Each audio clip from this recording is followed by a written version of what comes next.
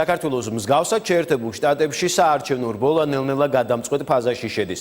რესპუბლიკელებმა საკუთარ ყრილობაზე დონალდ ტრამპი კანდიდატად ოფიციალურად წარადგინეს. დემოკრატების საბოლოო ყრილობა ჯერ წინ არის, თუმცა კანდიდატი ცნობილია ჰილარი კლინტონი. გამოკვლევებით ამ ეტაპზე ტრამპსა და კლინტონს შორის მცირე პროცენტული განსხვავება, რაც საბოლოო შედეგის მიმართ კითხვის ნიშნებს ტოვებს. ამერიკული არჩევნების წიებ წყელებაზე რატე ხვისტანი მუშაობდა. I humbly and gratefully accept your nomination for the presidency of the United States. Donald Trump-ი თანახმაა. რესპუბლიკელების კანდიდატი ამერიკის შეერთებული შტატების პრეზიდენტობის პოსტზე ოდიოზური მილიარდერი იქნება. წინააღმდეგობების მიუხედავად, რაც თავად რესპუბლიკურ პარტიაშიც შესამჩნევია. პარტიისთვის უმნიშვნელოვანესმა მოვლენამ წინა საარჩევნო ყრილობამ რესპუბლიკელთა მთავარი სახეების გარეშე ჩაიარა. პრეზიდენტობის კანდიდატის ოფიციალურად დამტკიცებას არც ექს-პრეზიდენტი ჯორჯ ბუში დაესწრო, არც სენატორი ჯონ მაკკეინი, რომელიც მანამდე ორჯერ დასახელდა რესპუბლიკელთა კანდიდატად, და არც მასაჩუსეტსის ექს-გუბერნატორი მით რომნი, რომელმაც თანაპარტიელი ტრამპი რასიზმში დაადანაშაულა. გავლენიანმა რესპუბლიკელმა ხაზგასმით აღნიშნა, რომ ტრამპისთვის ხმის მიცემას არჩევნებზეც არ აპირებს. The next Vice President of the United States, Governor Mike Pence of Indiana. ვიცე-პრეზიდენტობის კანდიდატად ტრამპმა იურისტი, ცნობილი რადიოცამყვანი და პოლიტიკოსი მაიკლ პენსი წარადგინა. პენსი ცნობილია როგორც კონსერვატიული შეხედულებების პოლიტიკოსი, თუმცა ტრადიციული ღირებულებისკენ მიდრეკილ რესპუბლიკელებს საპრეზიდენტო კანდიდატის მიმართ ნეგატიური დამოკიდებულება არ გაუნელდათ. წინასწარი არჩევნების შედეგების პრაიმერიზის მიუხედავად დელეგატების ნაწილი ტრამპის კანდიდატურის შეცვლას ითხოვდა. წინააღმდეგობის მიზეზი დონალდ ტრამპის განსხვავებული ხედვებია როგორც საშინაო, ისე საგარეო პოლიტიკაში. ამის მაგალითად პარტიულ პლატფორმაში რუსეთისა და უკრაინის საკითხის ჩასწორება იქცა. ნაცვლად დაგეგმილი ჩანაწერისა, სადაც დაფიქსირებული იყო უკრაინისთვის ლეტალური შეიარაღების მიწოდების აუცილებლობა, საბოლოო ვარიანტში ბუნდოვანი ფორმულირება მოხდა, რომ ამერიკამ უკრაინის შეიარაღებულ ძალებს საჭირო დახმარება უნდა აღმოუჩინოს. ახალი ხედვა აქვს დონალდ ტრამპს ნატოსთან დაკავშირებითაც.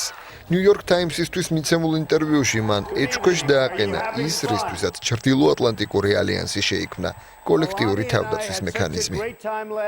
შეუძლიათ ნატოს წევრებს, მათ შორის ბალტიის ქვეყნებს, ამერიკის დახმარების იმედი ჰქონდეთ რუსეთის თავდასხმის შემთხვევაში. გავარკვევ შეასრულეს თუ არა მათ ვალდებულებები ჩვენს წინაშე. თუ ვალდებულებები შესრულებულია, პასუხი დადებითი იქნება. ტრამპი მიიჩნევს, რომ უმთავრესი ამოცანა შიდა პრობლემების მოგვარებაა. ამერიკა უპირველეს ყოვლისა. ესაა დონალდ ტრამპის ერთ-ერთი მთავარი საარჩევნო ლოზუნგი. Tonight I will share with you my plan. დღეს მე გაგანდობთ ჩემს გეგმას იმის შესახებ, როგორ დავიცავთ ჩვენს ინტერესებს. განსხვავება ჩვენსა და ოპონენტებს შორის ისაა, რომ ჩვენ ამერიკას ვაყენებთ პირველ ადგილზე. America first. ამერიკანიზმი და არა გლობალიზმი გახდება ჩვენი კრედო. Will be our credo. ტრამპის აზრით ამერიკა საფრთხეშია. მილიარდერი ქვეყანაში დაბალი ხელფასების, უმუშევრობის და სხვა ეკონომიკური პრობლემების მოგვარების პირობას დებს. თუმცა ყველაზე დიდ გამოწვევად უპრეცედენტოდ მომატებულ კრიმინალს ასახელებს. პრობლემების მოგვარებას კი სკანდალური გეგმით აპირებს. We are going to build a great border wall. ჩვენ ავაშენებთ დიდ სასაზღვრო კედელს, იმისთვის რომ შევაჩეროთ არალეგალური ემიგრაცია, იმისთვის რომ შევაჩეროთ ძალადობა და ნარკოტიკები. რესპუბლიკურმა პარტიამ ყრილობა კურიოზული კაზუსით დაასრულა. ტრამპის მეუღლის მელანი ტრამპის სიტყვის ნაწილი მიშელ ობამას 8 წლის წინანდელი გამოსვლის ზუსტი ასლი აღმოჩნდა. From a young age, my parents impressed on me the values that you work hard for what you want in life. That your word is your bond. That your word is your bond. That you do what you say you're going to do. And you do what you say. That you treat people with respect. Hillary Clinton and Tim Kaine. დემოკრატების საყოველთაო ყრილობა კი მომავალ კვირას იხსნება. მათი კანდიდატის ვინაობა უკვე დიდი ხანია ცნობილია. ეს ყოფილი პირველი ლედი და ექს-სახელმწიფო მდივანი ჰილარი კლინტონია.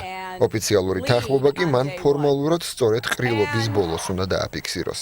მანამდე კი გუშინ ჰილარი კლინტონმა ვიცე-პრეზიდენტობის კანდიდატი წარადგინა.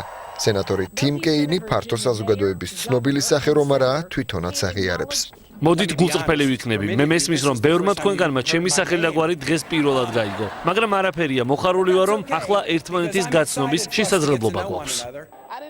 ამერიკის გავლენიანი გამოცემები წერენ, რომ კეინი გამოცდილი პოლიტიკოსია, მისი რეპუტაცია კი აბსოლუტურად სუფთა. ამიტომ მაგალითად ვაშინგტონ პოსტის აზრით კეინი ვიცე-პრეზიდენტობის პოსტზე იდეალური კანდიდატურაა.